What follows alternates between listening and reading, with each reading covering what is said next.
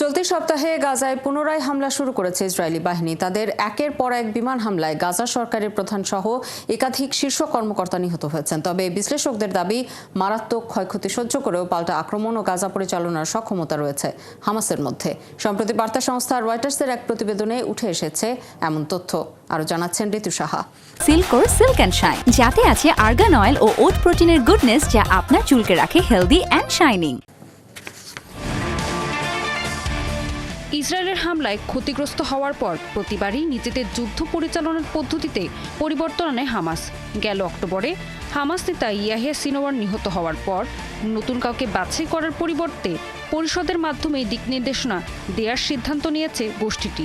পাশাপাশি ইসরায়েলের হামলার জন্য রকেট ব্যবহারের বদলে আবারও গেরিলা হামলার দিকে ঝুঁকছে তারা।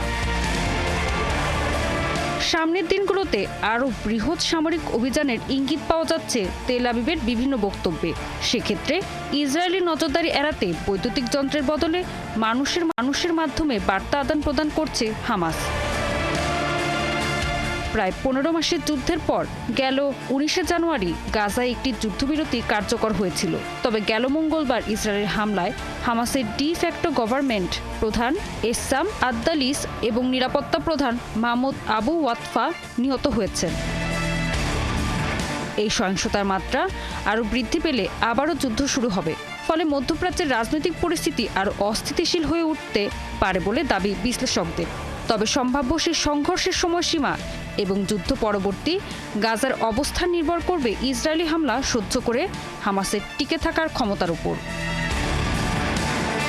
এদিকে শুরু থেকেই ইসরায়েলের প্রধানমন্ত্রী বেনিয়ামিন নেতানিয়াহু বলে আসছেন, হামাসের সামরিক শক্তি নিশ্চিহ্ন এবং শাসন ক্ষমতা ধ্বংস করা তাদের একমাত্র লক্ষ্য।